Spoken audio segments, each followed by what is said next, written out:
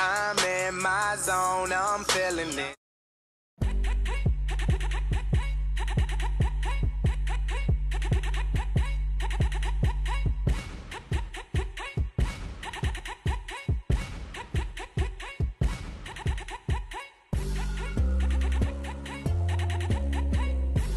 Live from Rock Solid Studios in Granite Falls, it's time for MinneZona Sports, live with DJ Matty C. and Paul the Shield Vold.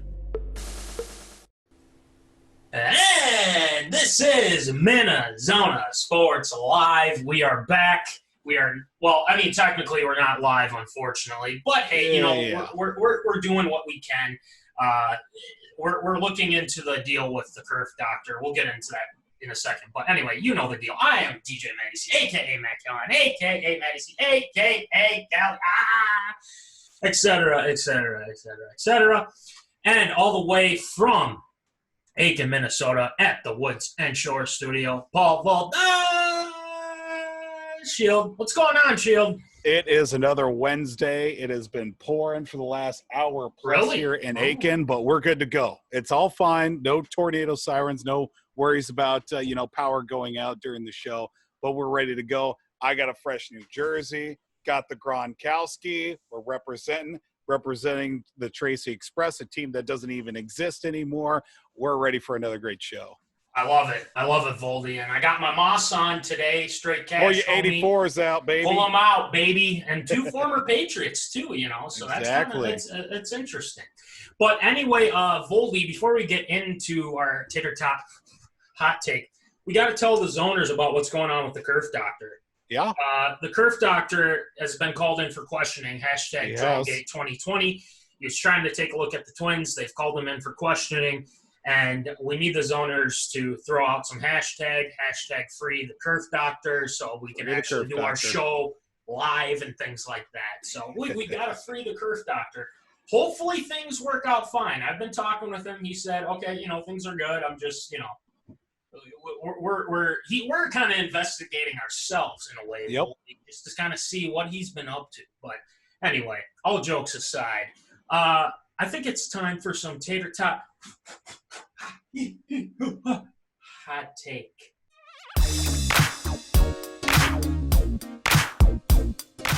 Fresh out of the oven, it's Tater Tot Hot Take.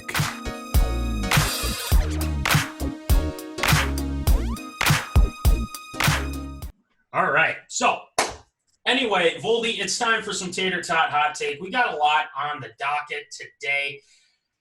The thing is we got to start off on a little bit of a sadder note. Yeah. Minnesota Wild are out, folks, if you haven't noticed.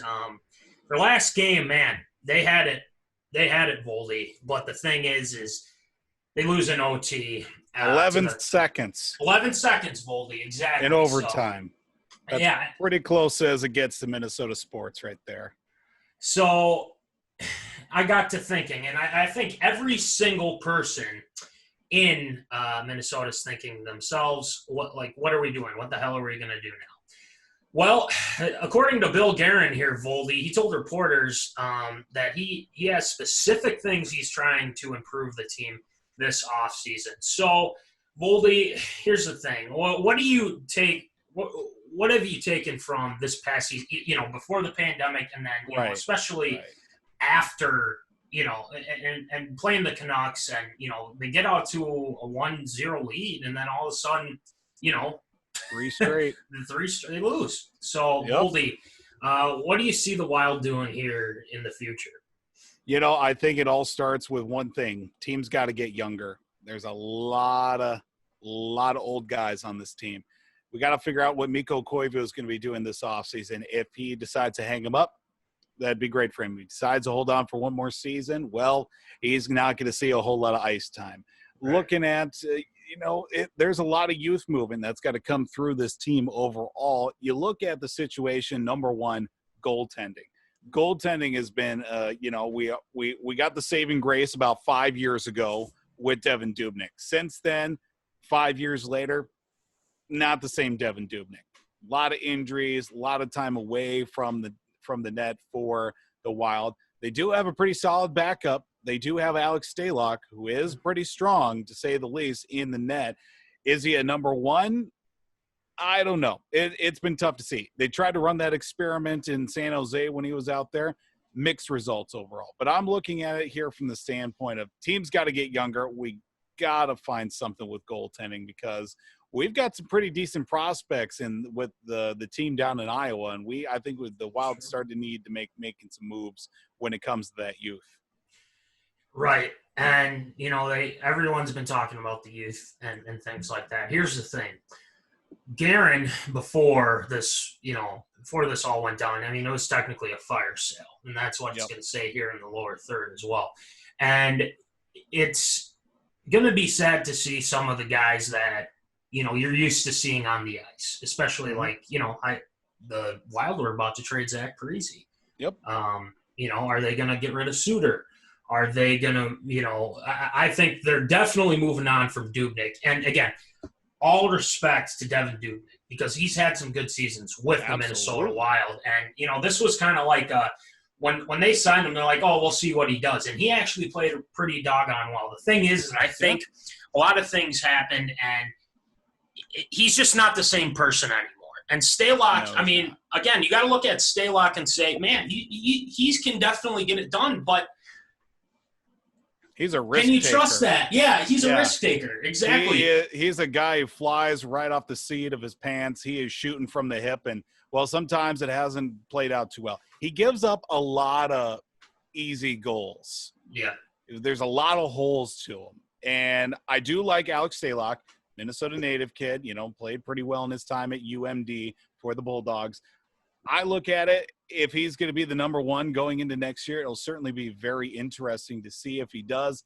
If the Wild do decide to move on from Devin Dubnyk, there's a lot of contract space, a lot of hit to the cap that the Wild are looking at right now. And the overall situation, it's going to be tough to say. Yeah, and then here's another quote to Voldy that I found a little interesting to me. There definitely have to be changes. Yeah. That's what and the thing is you got to believe him on that. You have to, because this guy has made all these trades, and the thing is don't be surprised if you see a Parise Suter gone. Okay. And who's going to take those contracts though? Well, that's the question. Cap space, who's going to take those contracts is the thing. Right. And I obviously the Wild are going to have to eat a lot of that money, but who's going to take the risk on them? Well, it seemed like the Islanders were for a time. And the thing is with Parise, I'm saying, and maybe they'll take that risk. I don't know what the cap space is for them, but again, they have to get younger. But the thing is there's some good news out of this too. Is Kaprizov is finally in Minnesota, and we can finally, play for the Wild, and we can look towards the future here. So, a lot of people have been talking about him, and I think Guerin's pushing in his chips on him right now.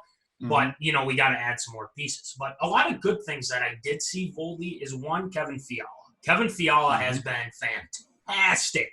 This whole, especially in the qualifying for the playoffs here, he was flying around, he was scoring at will, but again, and then you're going to see a Koivu, he might retire. So where are we going to be at with that too? So hopefully, my fingers are crossed, Voldy, that they can make some deals that benefit the Wild and hopefully help them in the future.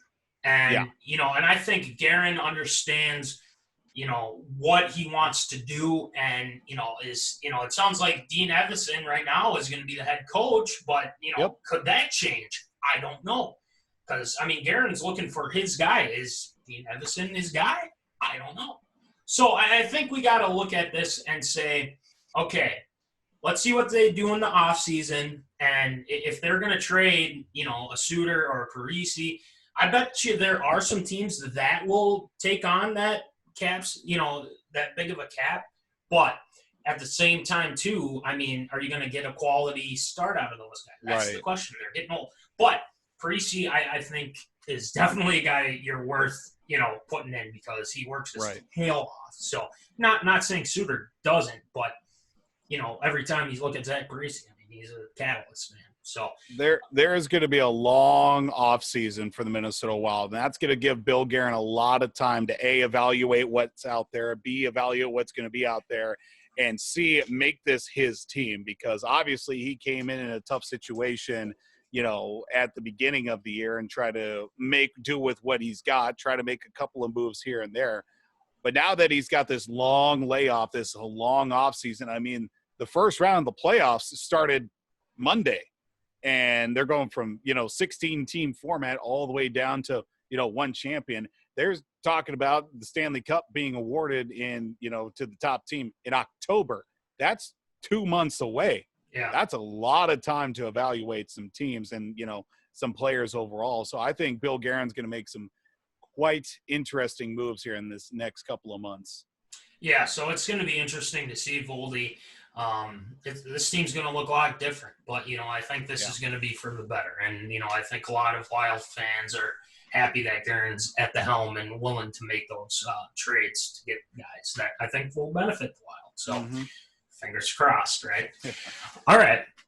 So moving on to our next tater tot hot take here. We're going to the Twins because obviously they're still playing. Yep.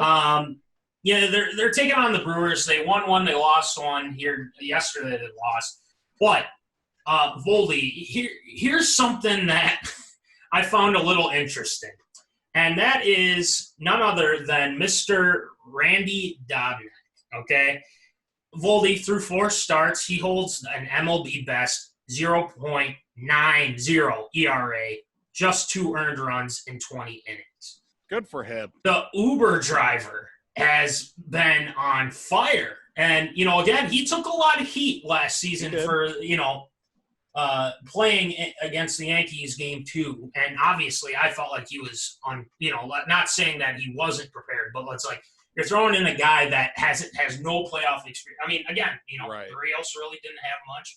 But at the same time, too, I mean, wow, what a turnaround, mate. Could this be – I mean, hopefully this is something that – can the Twins rely on Randy Dubnyk, throughout the rest of the season? I mean, this is an entire situation that nobody knew this was going to happen. Yeah. They found a guy, invited him to camp, pitched pretty well, made the major league team, pitched pretty well, keeps pitching pretty well, got the starting nod for game 2 in the ALDS. I mean, it worked out, right now it's working out. It didn't work out in the division series against the Yankees, but this is a guy who's got nothing to lose. He's just out there. He's going out pitching, and right now it's working. You'd like to see these numbers with the likes of Jose Barrios or somebody like that for the Twins, but, that's a whole different thing as well.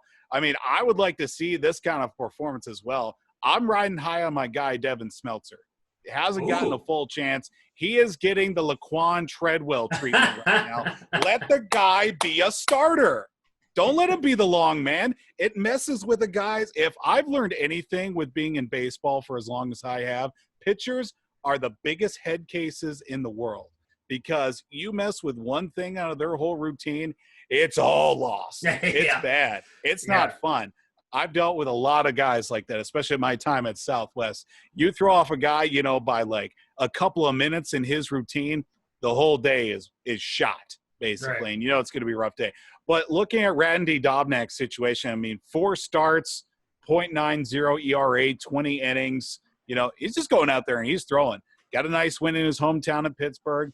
Pitched pretty well against the Brew Crew the other day, with that run support coming off that grand slam. It's been looking really good. Now we can just piece together that full rotation because of the game the other night. They just went strictly all relievers, and, well, that didn't work out too well for the Twins. But, once they get Homer Bailey back, they get Rich Hill back up and running as well. We're hoping that, we can start writing things the right way. Pineda at some point, right? Hopefully. I mean, they could have a lot of depth. And the thing is that, people are waiting for kind of the drop with Dubnyk. And, hopefully that's not the case, because I want the guy to do well. And I think a lot of the zoners want to see the guy do well. But, again, it comes back to the pitching issue. And the thing is that, I'm questioning Baldelli a little bit, Voldy, because he's been putting in, torpedo, as, people like to call him. The bullpen, he's putting in guys that, pop in, guys like that. It's like, what about Romo? What about, guys that have been in Duffy, Trevor May? Where are those guys? And I'm watching some of these games. I'm no MLB manager. Okay, I don't know. But at the same time, why aren't we putting in those guys and giving us the best chance to win here? That's my question. Now, with Dubnyk, you gotta ride the wave. You gotta ride the wave because he's a guy. He's a guy that is hot right now, and you got to stay with a hot pitcher. You got to keep putting him out there, and he's going to pitch well, and he has. He's done a fantastic job. The Twins are going to need him. He's filled in perfectly, but will it catch up with them? That's kind of Barrios has kind of been. He's been okay. He hasn't been what we're used to seeing.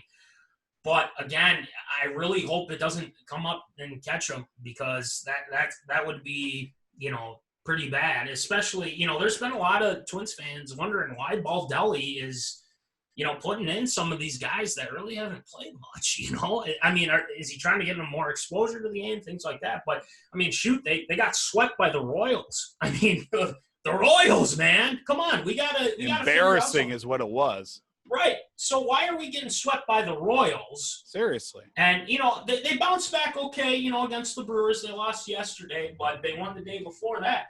But it's something they got to address. And I don't know why Baldelli is putting in some of these guys. Put in Rome. The guy has been fantastic. Taylor Rogers is Taylor Rogers, like who?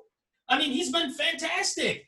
Last year he had a good year. And let's keep him rolling, He's going to be the closer. So let's keep that where it is. But I'm confused on some of the decisions they've made in the bullpen. Well, the Twins haven't been, as of late in the last 7-8 games, they haven't been in front. Or if they have, guys like May and Rogers, they haven't held the lead. Right. And it comes down to the game behind the game. You're trying to set it up for the fact you want to get to your 8th and 9th inning guy. Right. But if you're down 2 or 3 runs, you're not just going to go out there and waste an arm because obviously you want to be able to compete. But at the same time, you got to be in the situation to have your guys out there to go out because you're also playing out for the fact that it's a short season and you want these arms to be good. If you're in the position to get in the postseason, and if you're in the postseason, to have those guys that are going to be in their prime in the middle of the season, of course, going into the postseason. Right. And, maybe that's the case. And, I applaud him for that. But again, it's going to come down to, are they going to be healthy? Are they going to keep it going? You don't want to just have them sit there and, rest too much or anything like that. Get them out, get them rolling. So, but let's talk about the fact too that Josh Donaldson hasn't been in the lineup for almost 2 weeks. That's true. All this is happening without Josh Donaldson. That's got to been falling on deaf ears a little bit. Just like, oh yeah, no Josh Donaldson. How about that? Yeah, and I think guys got to start picking up the slack too. Snow's got to get it going more. Buxton's been okay. He's starting to kind of get back into things. Cruz, I haven't heard too much. He had a hot start, but it's kind of been, even keeled. But, again, this team, they're still pretty doggone good. And don't get me wrong. They're going to go through some stretches where you're like, what the hell is going on with this team? But with Donaldson out, hopefully when he can get back, it'll add more power to the lineup. They're scoring runs. Bomba squad is back, baby. Let's go. So, fingers crossed, Voldy. We'll see what happens with the Twins. Randy Dubnyk, keep it up. That's all we ask here at MinneZona Sports Live. You keep up the good work. Keep it keep that ERA down too. I think that's been pretty well for him. So without further ado, Voldy, I think that's going to do it for our Tater Tot hot take. But coming up next, Voldy, we haven't done this in about a month, I think. It's been pretty close, yeah. It's been a while. We've had Double Trouble on here. We've had Mikey on here. It's just kind of been crazy. But it's time for Voldy's Virtues because Voldy's got to hit us with some knowledge.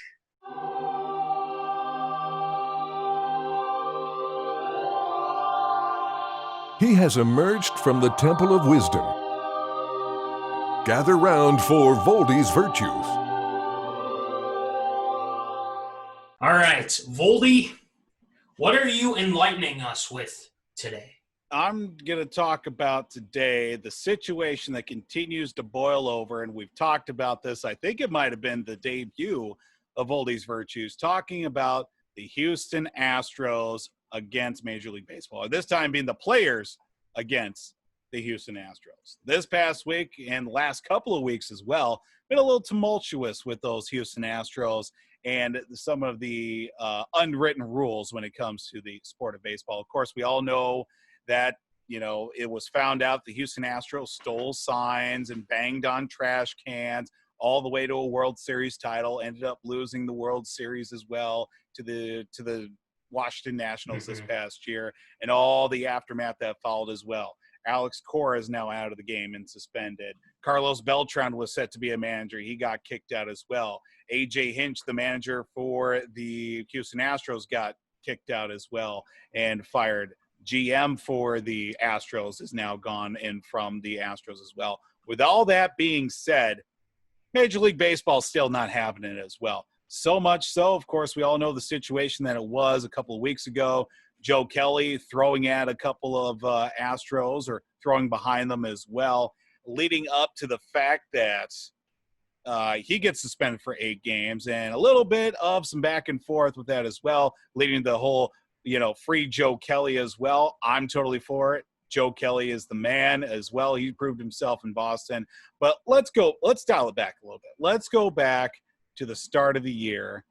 Former Astros pitcher Mike Fiers, I should say, now at the Oakland A's, decided to go ahead and make himself Mike light the fires, or, the whistleblower himself, Mike Fiers, saying that it was the Houston Astros that did steal signs. Now, he said, of course, there was a big report that came out from, Ken Rosenthal and everything, that people involved with the organization led to stealing signs that ultimately led to a World Series title. And then you would think, okay, Major League Baseball is going to launch an investigation, and here come the punishments. Yeah. Not so much. People, former players, and guys that were formerly with the team, they got punished. Not a single player on the active roster for the Houston Astros, Carlos Correa, Jose Altuve, anybody and everybody, Alex Bregman, anybody that was involved, 0 game suspensions. Now, at the time, when I saw all this, I was like, yeah, that sounds about right. It is what it is. Stealing signs, learning team signs and everything, that's a part of baseball. You look at it overall, I've been saying it, I'm just surprised it took this long for someone to use video to relay to a batter in the box, the little taped wire to the chest, Morse code or whatever they were doing, to let them, hey, here comes a slider, or hey, here comes the fastball at your belt or whatever, get ready to swing. I'm fine with that. I'm fine with the fact that stealing signs, it's a part of the game. Yes, you take away the spirit of the game and whatever by doing that using technology. Look, it's the 21st century. We've got stats for everything. Defensive runs saved. We've got the fact that somebody who is completely god-awful at defense is actually a valuable target compared to the guy that's got 7 gold gloves that's sitting on the bench right now. I hate all that crap. I am not a fan of all the stupid stats. What's his batting average? How many home runs he hit? Is he an okay defender? That's what I'm looking at. Typical, prototypical stuff. Getting back on track. Most recently, with some of the turnout when it comes to the Houston Astros, looking at it overall, with Oakland A's were hosting the Houston Astros, getaway day game, and player throws at an A's player, Ramon Laureano. Mm-hmm. He gets plunked in the back. Somebody says something in the dugout, probably was talking about his mom or something.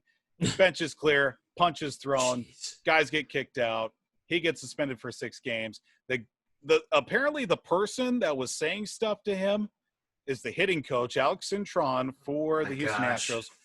20-game suspension. Again, Major League Baseball, you're not suspending the right guys. You're suspending anybody else, everybody else. They probably fined the bat boy. They probably suspended him for 50 games, the whole season. Screw it at this point. But there's the other side to this as well. Throwing at a player, obviously, certain situations dictate for it.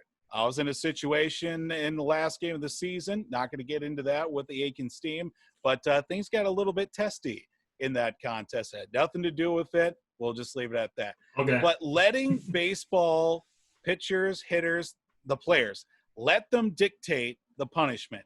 Major League Baseball, the players that were not involved or maybe got robbed of a World Series title are going to hold this against the Astros till the end of time, most likely. Pretty much. Let them dictate the punishment. Major League Baseball is not going to step in. They're not going to suspend Bregman, Altuve, Correa, the whole Astros that were involved. Let the players do it. You see this all the time in other sports. Hockey. Hockey is the greatest example. They know how to dictate the punishment. Let them handle it on the ice like gentlemen. And if it gets to the point where, the league has to get in, officials have to divvy out punishment, it's done. It's handled. Everybody moves on. Baseball is still completely behind the times when it comes to that. Yes, one guy gets thrown at. The other team throws at that team. It's even. It's done. Moving on. Umpires, the league as well, Rob Manfred, not all about that. They still want to hold as much control as possible. But at the end of the day, they are not in control of what's happening. The players on the field are what in control. By not punishing the Astros at the beginning of the season and not letting players enforce what's going on, this is a byproduct of what you're getting. Now, Rob Manfred is going to need a longer shovel because he is completely digging his grave to the other side of the earth right now before he pops up and sees more daylight.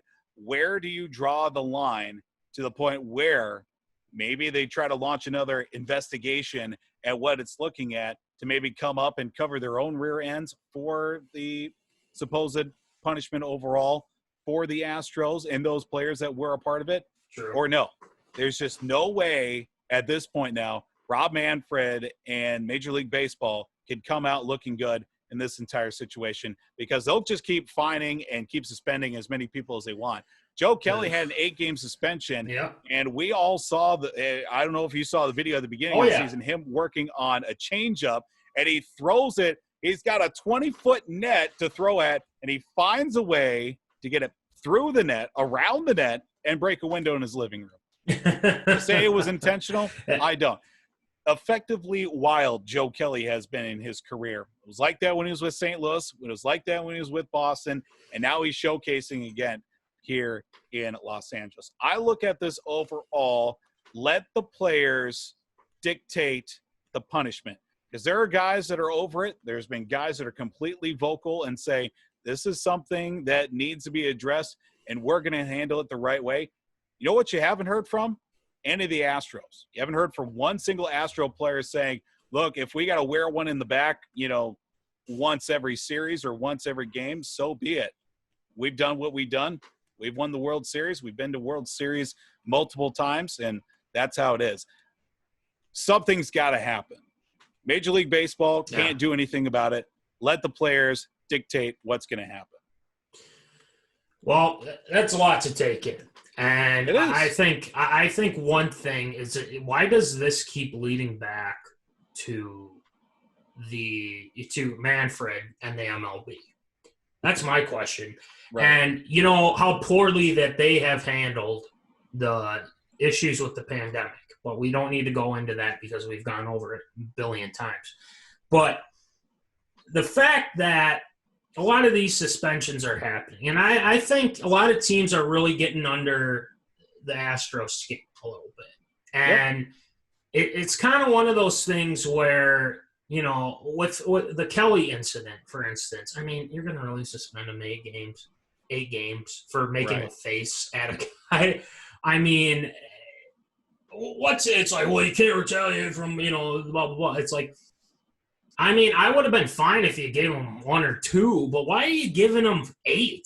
It's not like you went and hit him. It's not like you went and, he's just saying, he's basically just saying, shut up, Right. Just stop crying. But, again, it's just the MLB has handled so many things terribly. And Manfred, I'm calling Manfred out, and I think he needs to go. And that, he has screwed up this whole thing. 2 outbreaks. And, how are you going to handle this with the Miami Marlins, with the St. Louis Cardinals? What are we doing here? And, it's because they sat and they pouted and blah, blah, blah. And then with the Astros situation, again, they screwed that one up too. They screwed the pooch. They don't know what they're doing almost half the time, Voldy. And, I agree with you. I think that it should be put in someone else's hands besides the MLB, because this has gone to a point where they have no clue what they're doing. And we know that they don't have no clue what they're doing because we all notice it, And in the time of social media, Voldy, everyone knows, and it's like everyone has an opinion. Yes, we understand that. But at the same time, too, it's not benefiting you. It's making you, MLB, look bad.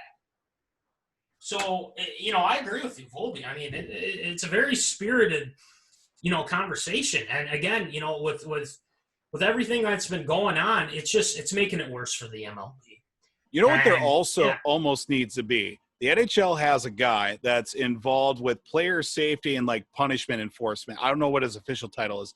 Brendan Shanahan is the guy that's in charge of like divvying out the punishment, reviewing, hits if they're illegal, how big the suspensions are going to be. That's what Major League Baseball needs. They need a guy who was a scrappy, just a real gamer type of guy to serve in that role, to be like, okay, reviewing the footage of this situation with Joe Kelly. Yes, was it intentional? Maybe it wasn't. Was the post, the reaction to him getting thrown out, was that called for? Is it worthy of a suspension? We almost need a guy who's going to supervise that punishment, take that out of the commissioner's hand, because he's got enough stuff to worry about right now. Guy's almost like a Nick Swisher, because he was a gamer. He was a guy that was in it to win it. He was, guys like that, those real role guys, like a Johnny Gomes or something like that. Guys who are involved with the team, know how to get, he's been on bad teams, he's been on real good teams, been a real role guy. Having somebody like that and establishing a position like that would certainly almost, I wouldn't say win fans back, but know the fact that it's not going to be one guy who I wouldn't say doesn't know anything about baseball. I'm sure Rob Manfred knows a whole lot more about baseball than what we do, probably combined, but somebody who knows it from the perspective of the players can say, okay, I've been in this situation half a dozen times in my playing career. Did I get suspended? Maybe once or twice on my actions alone. Something like that would help in the long run. And I think that would make the most sense. And I think you hit the nail right on the head. It's, I don't know. I just feel like the MLB needs a lot of change, and it's got to happen soon because a lot of people are losing faith in them. So, let's see what happens. But the Astros, for the Astros too, Voldy, one more thing is that, they're going to, like you said, they're going to have a target on their back for the rest. Oh, yeah.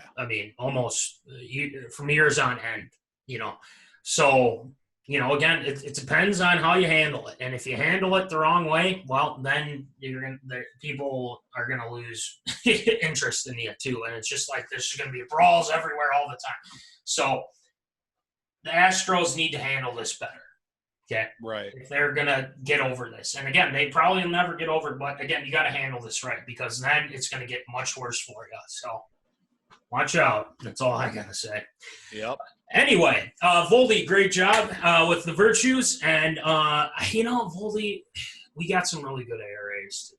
We do. There's been a lot that's happened. Yeah, there's been a lot that has happened. And we're going to get it to you right quick because it's time for absurd or approved, or approved or absurd. You get the gist. It's time for everyone's favorite segment, Absurd or Approved.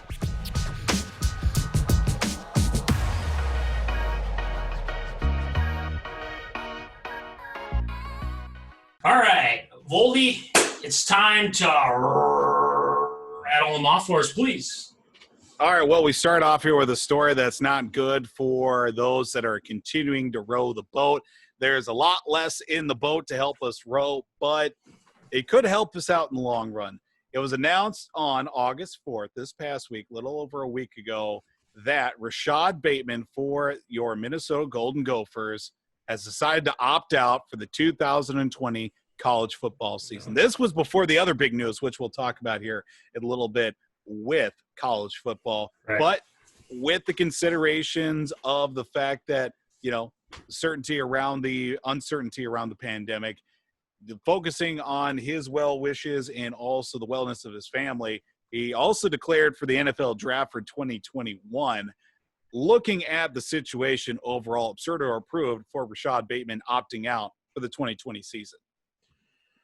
Well, I've been back and forth on this because he is one heck of a player.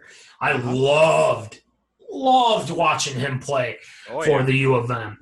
And him and Tyler Johnson were just unbelievable. And I can't wait to see what Tyler Johnson does for, the Tampa Bay Buccaneers with TFB and Gronk. Baby. So we'll see. Hopefully he gets a lot of playing time and gets a lot of touchdowns from TFB. So, yep. But going back to Bateman, it's got my stamp of approval.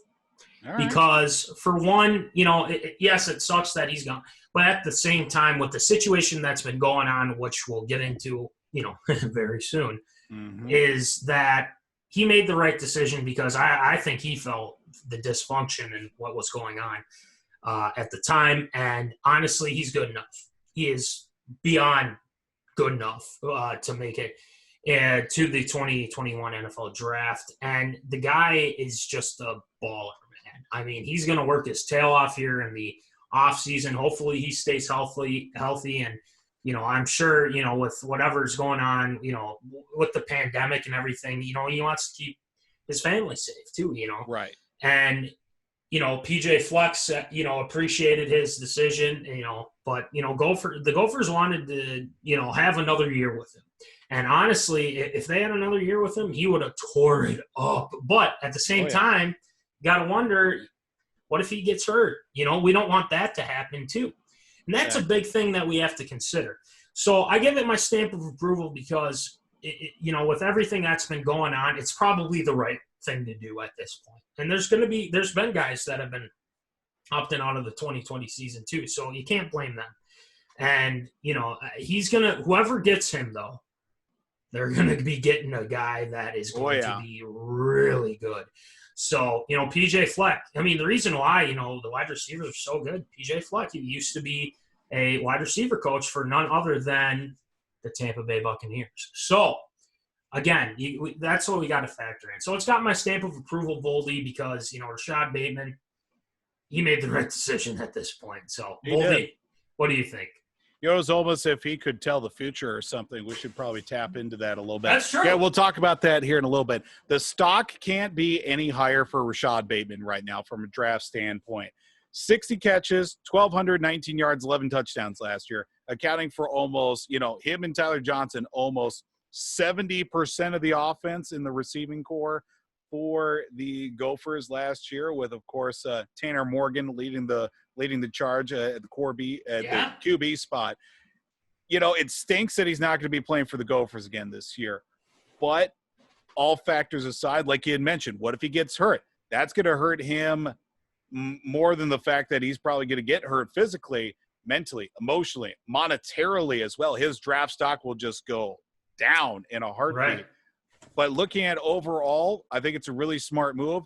Yes, you won't have a whole lot of recent game footage to evaluate him, but again, from the footage that is out there right now from this past season, he could definitely line himself in a premier spot to get drafted if he ends up showing up pretty well, of course, at the Combine and the Pro Day and all the interviews that'll lead up to it as well. Now it just goes on to the fact of who's going to step up. Chris Ottman-Bell saw a lot of good time last year. He was the third in receiving. Demetrius Douglas was a guy who plugged in, on second and third down situations. Those two guys right off the bat are going to be relied on heavily for the offense with Tanner Morgan, because you don't want to let down from this past season into this season. Of course, definitely got to look at that overall. I think it was a smart move for Rashad Bateman's got my stamp of approval. Yeah, and one thing I do want to mention too, the recruiting class that Fleck's been getting. I mean, it's been fantastic. Oh yeah, and especially what's been going on and whatnot. I think the big thing is now they're going to be getting more guys, a lot of talented players here. So Fleck's finally getting the guys he wants in the program. So, watch out. Watch out for the Gophs, man. We'll see what happens. But, yeah, it's got my stamp of approval as well. Rashad Bateman, we wish him the best of luck. But, yeah, he should be his owner. He should come in and maybe be a guest or something. And then we can talk about it. So, hey, we'll see fantastic. If we can work that out. But anyway, next one, Voldy. Well, we talked about a little bit at the top of the show with Tater Tot Hot Take, talking about the goaltending situation in Minnesota Wild. Well, Bill Guerin, Devin Dubnyk, not a whole lot seeing eye to eye. Quite possibly, last time we see Devin Dubnyk in a Wild uniform. Looking at it overall, Dubnyk was a shell of himself in the worst way possible. 12, 15, and 2, .89 save percentage, 3.5 goals per game. Not going to get done. Entering his final year, $4 million, just a little over $4 million. Devin Dubnyk, is he going to be in a Wild sweater this year? Nope.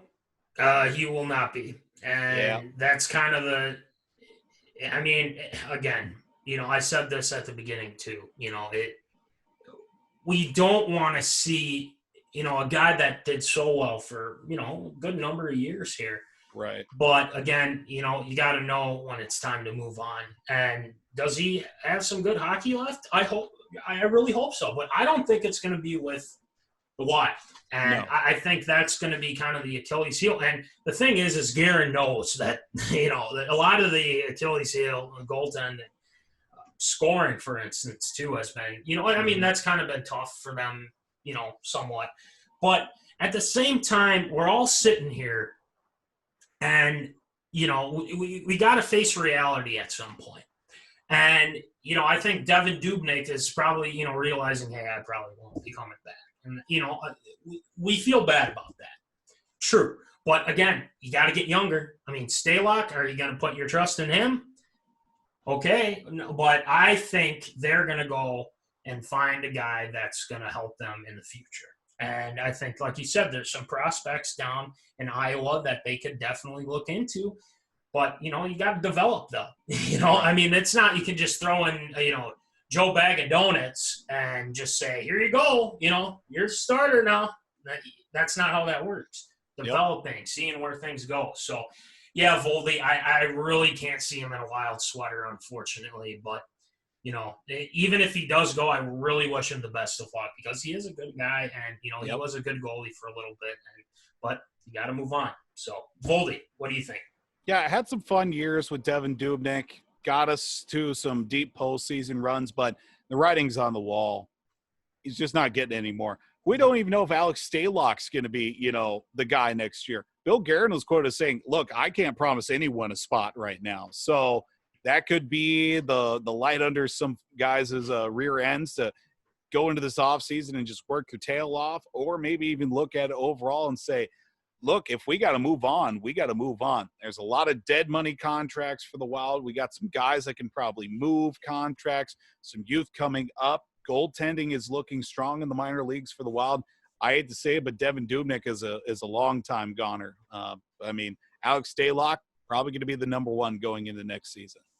Yeah, and, we're going to see where it takes him. And, we wish Dubnyk the best, and we'll just have to go from there. So hopefully they get some good goaltending. If it's with Stalock, great. If not, then let's get some guys that know what they're doing. So we'll see. Next one, Voldy. Well, we kind of stay along here, and we kind of mentioned at the beginning of our segment here, talking about college football. Well, it was announced this week, Big Ten Conference, Pac-12 Conference, postponing fall sports to the spring. And there's been a lot of talk as well in the Power 5 conferences that leaving the ACC, the SEC, and the Big 12 of quite possibly postponing fall sports. especially college football into the spring. ACC says, nope, we're going 11-game conference-only schedule for football. SEC hasn't formally said anything. Big 12 is saying that they're going to try and commit as hard as they can, but who knows. Absurd to approve the Big 10 and the Pac-12 for postponing fall sports. Man, I've been thinking about this all day. And here's the thing, is we're Kevin Warren fans. And again, because he was with the Vikings, you see, he was fantastic. Now, absolutely. I disagree with his decision. Okay. I disagree with his decision. But I feel like the NCAA, and this isn't Kevin, I feel like this isn't Kevin Warren's fault. He was doing what he thought was best, and I understand that. But the one thing I am peeved about, Voldy, is the fact that they didn't have a plan to set this up. They didn't have a coronavirus. How are they going to – are they no fans? Are they going to test? Are they going to do this? Are they going to do that? It's like, well, we had medical experts, blah, blah, blah. Well, why haven't we heard anything from you guys? Right. Besides, well, why do you keep releasing schedules? I mean, what changed? What changed? That's my question, Voldy, is what changed from when you released the schedule and saying, no, we're going, and then all of a sudden, this past weekend, you're like, wait, whoa, we got to talk about this. We got to see if we can postpone things, What? Why are you backtracking on this? And, there's other factors to this as well, is I feel like the NCAA was not prepared. And you know what happens when you're not prepared? This is what happens. You're forced, the commissioners were, forced to make a move. And Kevin Warren did the best thing that he could with the time. But here's the issue I have. I think it's absurd, this whole thing. But the issue I have is, okay, you're going to postpone it till spring, right? Well, what about the 2021 season? They have to go – are they going to play in the fall? They're not going to play in the fall. I mean, are they going to have to push that back? I mean, you can't keep pushing back. I mean, football has been played in the fall usually, Right. And I understand, under the circumstances and players opting out, I get that, okay? I 100% get that. But the thing is, they didn't have any protocols in place. They had no clue, what they should do, if something were to happen. It's absurd beyond belief because the NCAA had no plan. They had zero plan to figure this out. Now, with the Big Ten with the Big Ten right now, Kevin Warren did the best that he could with what was going on. And I can't point the finger at him. And I'm not trying to be biased or anything because I think he's a good person. I think he knows what he's doing. But, again, what plan are you going to come up with the spring, this postponing till the spring? It's like, well, we don't know what – it's like it's either play or cancel, okay? Right. I mean, so the players want to play, Voldy. The players want to play. But they're not listening. It's just like, well, we want to play, but you guys got to have protocols. But no response from the NCAA because they don't know. They have no clue. So it's absurd beyond belief, Voldy. Honestly, it kind of infuriated me a little bit because, again, you want to have safety protocols. And the NFL's been doing that, and they've been doing pretty good so far, with the whole – I mean, what about the whole bubble aspect? I don't know. But, again, it's the NCAA screwing things up. I mean, it's almost equivalent right now to what MLB is doing, A little bit. And here's the thing. They're playing, and it's like, well, we want to prevent anyone from getting COVID, passing it along. Well, we get that. But, again, you can have protocols in place, but apparently that's not what you guys want to do. So that's my spiel on it. Voldy, what do you think? The Big Ten has lost all credibility as a Power 5 conference. I'm putting them in the same class as the MAC, the Mountain West, the WAC. No respect whatsoever. They are a joke of a conference if your name is in Michigan or Ohio State. No one gives a crap if you're in the Big Ten, besides those two schools right there. Maybe Iowa, maybe, Michigan State, but no. zero respect. If you're a Minnesota, maybe Wisconsin's been good in the last decade. We'll give them that. But if you're other Big Ten powerhouses like Maryland, Rutgers, Nebraska, no respect whatsoever. The fact that they were, the first Power 5 conference to, say that they're going to move on, lost all credibility in my mind. They are now number 5 in the Power 5. SEC, ACC, Big 12, Pac-12, and then the Big Ten. The Big Ten gets zero respect overall. I look at it from this perspective. The fall sports athletes are almost better off in that environment, on campus, with their team, with their teammates, people that are going to be around for months, if not the whole year together. Right. Classes, obviously classes probably going to stay with the whole distance learning, weight room, meetings, workouts, meals, travel, practices, games. They're with the same people all year round. Right. When they're not with the same people is, a fraction of the time that they are with those same people. Yes, you can say, it's better off that once we get a better hold of everything to play in the spring, but the NFL's still moving forward.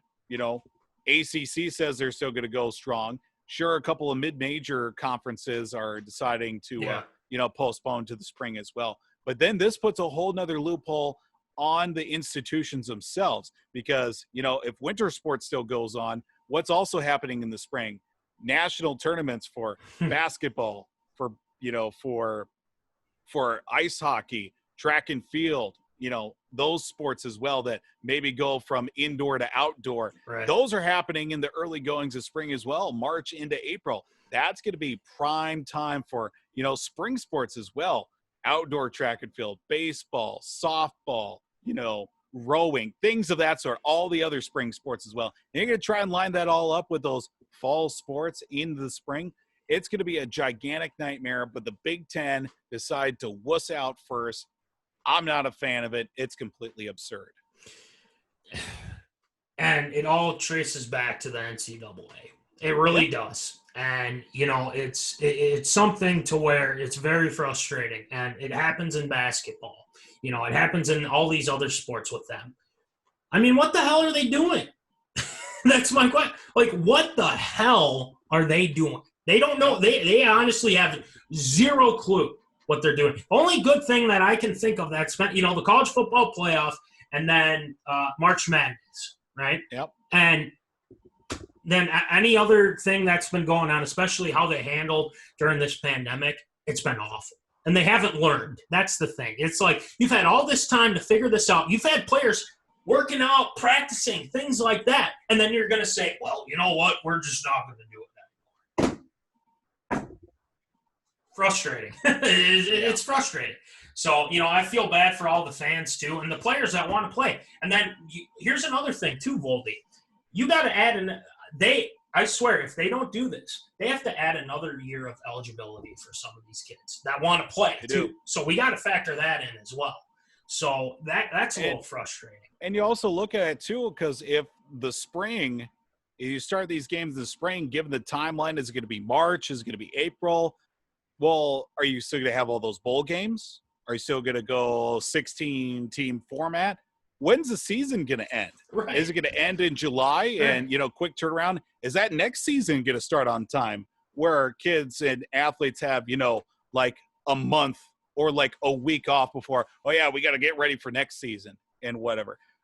None of this is going to work out right. It's going to be a bad rap overall. I mean, the only ones that maybe got it right, and I hate to say it, Major League Baseball, they've got the 60-game season. Sure. They're going to end in October, end of October, and they're going to start right back up at the same time as it was normal season. So middle of March, not much turnaround from the end of the year to the beginning, but that's the name of the game, and no, nothing really as of late with the NHL about how next season's going to start, but about the time they're going to end is when they start beginning the next season. So, college football overall and just, fall sports, we don't know how this is all going to end up, and it's just not going to look good for anybody.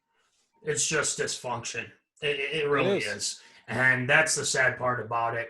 And, now you can't get Big Ten football till, even if they do play in the spring, I think it's just stupid in general. So I'm certainly not going to pay as much attention as I would in the fall. No. So just cancel the damn season then.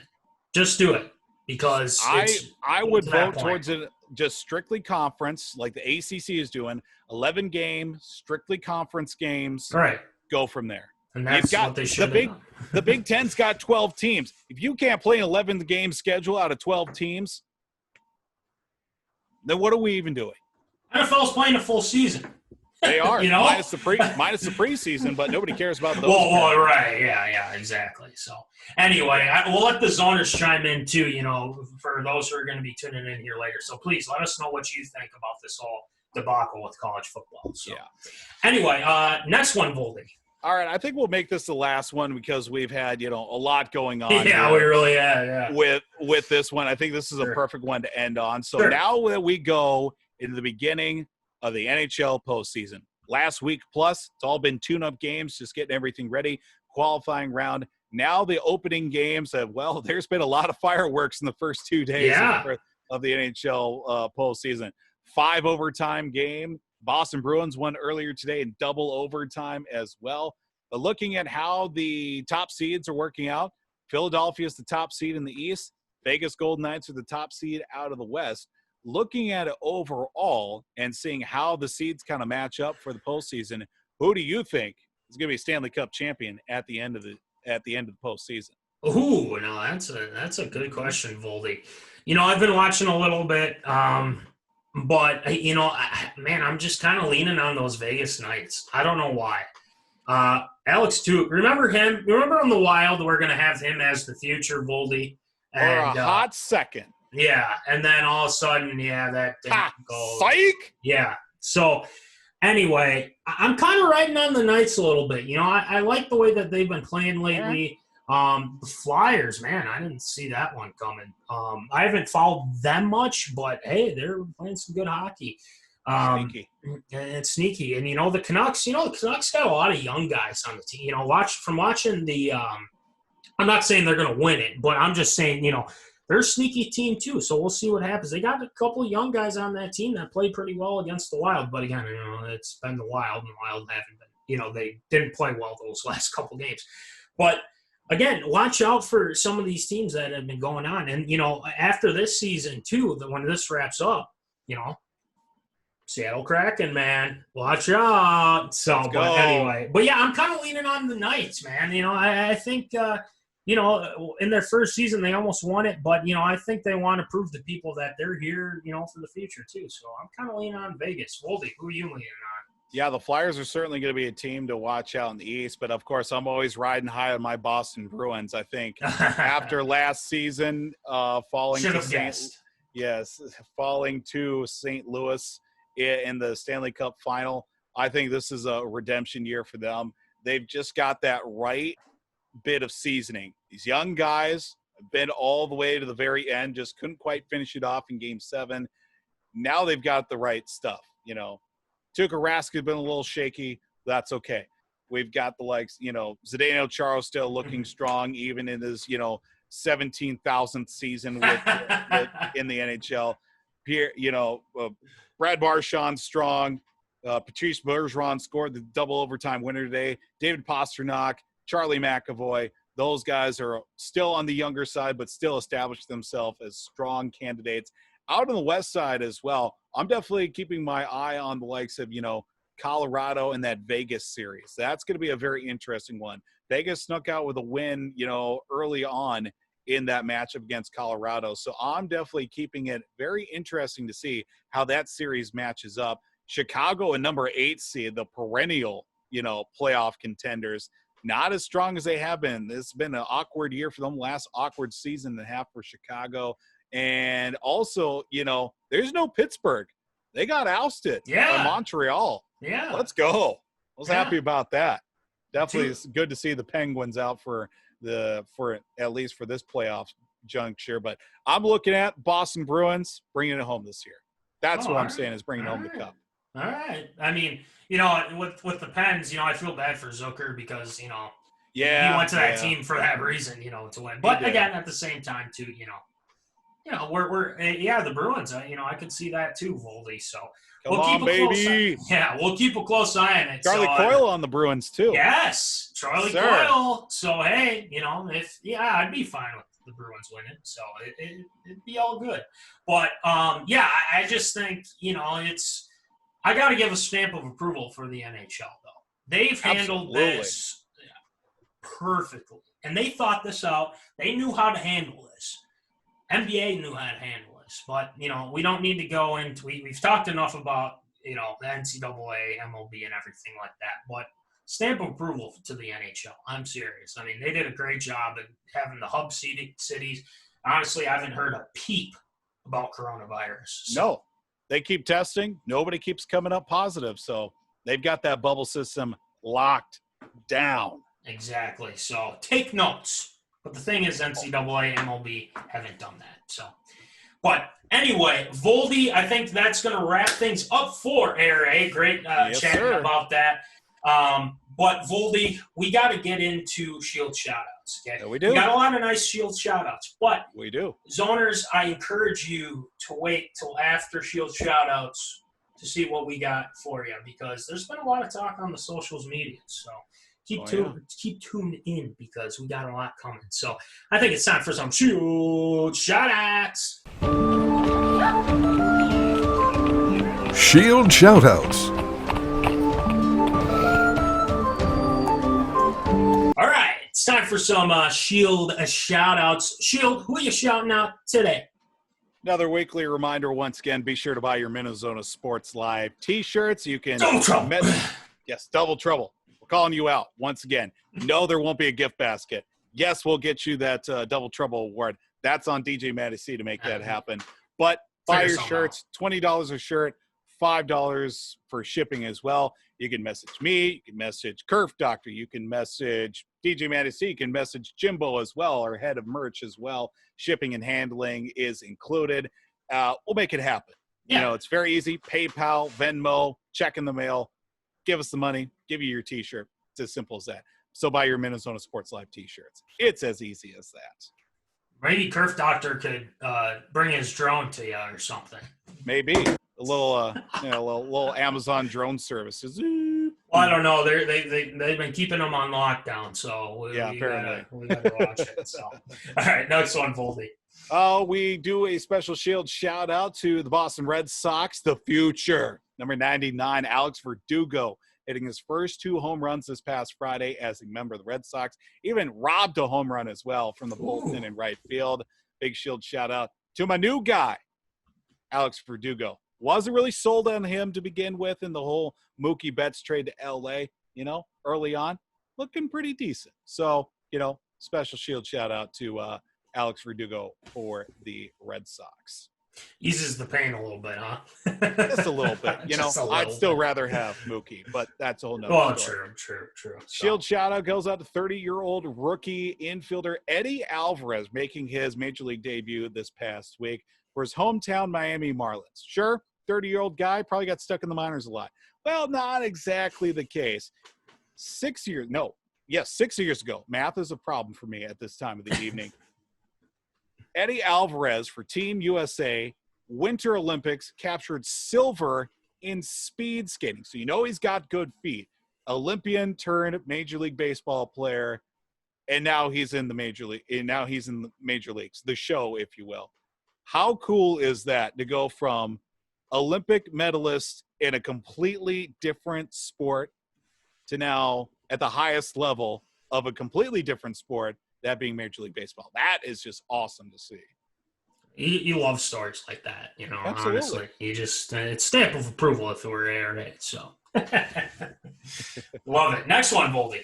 Well, we got to go a little bit, I don't know if this is a Shield shout-out, maybe more of a backhanded compliment, if you will, to the Arizona Coyotes, the Phoenix Coyotes, whoever you're calling yourself nowadays, winning your first playoff series since May of 2012. 3,012 days. Wow. Congrats. Suck a lot less. Yeah. That's where we're going with that. Joe's also on that team. It's our guy, our main guy, Phil the Thrill. Phil The thrill. Was he eating any hot dogs after their series win or what? Probably a lot more poutine up in Canada. But hey, I guess the Coyotes got to do something right. You can only suck for so long. But that's true. Another story. Yeah. We got to give a Shield shout out to Southwest alum Jake Zell. Apparently, follow us on the old social medias, the Twitters, the Facebooks, the Instagrams as well. Apparently, he's got himself a new gig.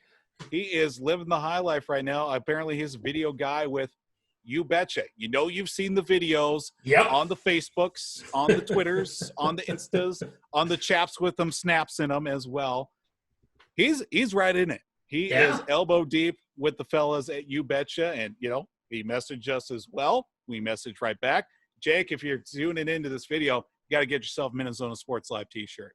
Yeah, we'll take it happen. You Betcha guy, too. If he wants one, we got one for him. Yeah, we got one with your name on it. So, hey, we'll see what we can do with that. So, yeah, we appreciate that, Jake. Absolutely. And, congrats on the job, too. Got a couple of special congratulations as well. Former SMSU baseball player, good buddy of mine as well from his playing days. Ryan Engels. Yes. His now wife, Angela Tower now, now they're married. They got married over the weekend down in Marshall as well. Congratulations, Engie, for the nuptials, and wish you the best as well in your future endeavors. I know he's heavily involved in the game of baseball as well. Won't put him out there too much as well, but if you know who he is, where he's at, so congratulations to Ryan and Angela on their, their nuptials from over the weekend. So congratulations. Time the knot. Let's go. Soon to be tying the knot as well. Former SMSU quarterback Blake Gimbel. Hey! Proposed to his girlfriend. I believe it was today as well. So congratulations to Gimbel and Danielle. I believe she was on the soccer team with Toner for a few years as well. So congratulations to Blake Gimbel and Danielle as well. Congratulations on the engagement, and a Shield shout out for them as well. Got to go one more Shield shout out to a fellow radio colleague as well, someone that kind of helped me out in the beginning with this new job that I have. Kevin Kochman, a.k.a. Heavy Kevy, based out of KRJB in Ada. Congratulations. A dad once again. Hey. His wife just, they had a child over the weekend. I believe it was over the weekend or late last week as well. Another baby girl. So congratulations, Kevin and the Kochmans, as well as they grow another one as well. He is the epitome of what you call a hashtag girl dad. So congratulations, Kevin Kochman and the Kochman family as well. And everybody up at KRJB as well. They grow another fan and listener too. So that's going to do it for Shield shout-outs this week. Wow, that was a lot to take in. I mean, we had a lot of good shout-outs, Voldy. You definitely picked a good batch of them. So, but anyway, Voldy, here's what we got to get to. It's for the last part of the show. Last week, we posted our Zona show. And I came back from a long day. I think it was at work or whatever it was.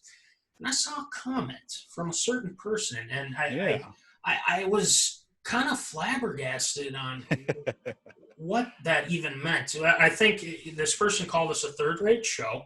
Yep. A cable show, for one. Yeah. And apparently we're just a trio of donuts. Donuts. So, and the thing is I don't know whether if that's an insult or if that's saying, like, who are these guys? And the thing is we don't know if it's a burner account. We don't know if it's an actual person.